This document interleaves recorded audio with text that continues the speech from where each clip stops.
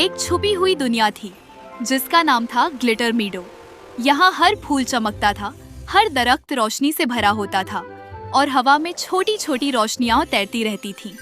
इस खूबसूरत दुनिया में रहती थी एक छोटी सी परी जिसका नाम था सिल्वर मिस्ट। सिल्वर मिस्ट बाकी परियों जैसी नहीं थी। उसके पर कभी तेज चमकते और कभी अचानक धीरे हो जाते।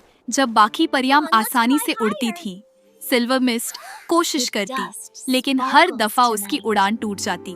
वह अक्सर अकेली बैठकर सोचती रहती, क्या मैं कभी ठीक से उड़ पाऊंगी?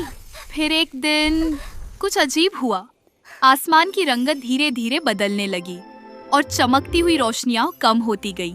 स्पार्कल रिवर, जो हमेशा रोशनी से भरी रहती थी, धीरे धीरे रुकने लगी और पूरी दुनिया की चमक कम होने लगी। परियां घबरा गई। किसी को समझ नहीं आ रहा था कि क्या हो रहा है। तब बुजुर्ग परी ने कहा, इस राज को समझने के लिए किसी को आगे बढ़ना होगा। Situation is critical. The Sparkle River is blocked at Sector 4 and the contamination levels are rising rapidly. We have to move now. सबकी नजर सिल्वर मिस्ट पर जा रुकी। वह हैरान थी, लेकिन उसके दिल में एक हिम्मत जगी। सिल्वर मिस्ट ने अपना सफर शुरू किया, एक छोटी सी जादुई कश्ती पर। वह रोशनी से भरे जंगल, अजीब बादलों और ऊंची हवाओं के दरमियान से गुजरी। रास्ते में उसे एक छोटी सी चमकती जुगनू मिली जो उसकी रहनुमाई करने लगी। दोनों मिलकर आगे बढ़ते रहे जब तक कि वह एक बड़ी बादलों की दीवार तक नहीं पहुंच गए। अंदर जाकर सिल्वर मिस्ट ने देखा कि नदी का रास्ता रुक गया है और उसे समझ आया कि जब परियां उम्मीद खोना शुरू कर देती है तो उनकी दुनिया की रोशनी भी कम हो जाती है। सिल्वर मिस्ट वापस दौड़ी और सब परियों को इकट्ठा किया।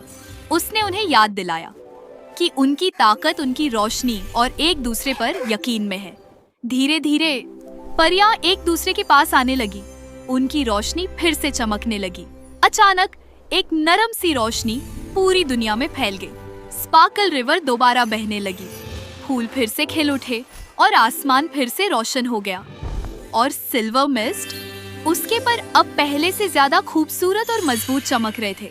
अब वह सिर्फ उड़ नहीं रही थी, बल्कि अपनी रोशनी से पूरी दुनिया को रोशन कर रही थी। और इस तरह ग्लिटर मेडो फिर से एक चमकती हुई जिंदा दुनिया बन गया।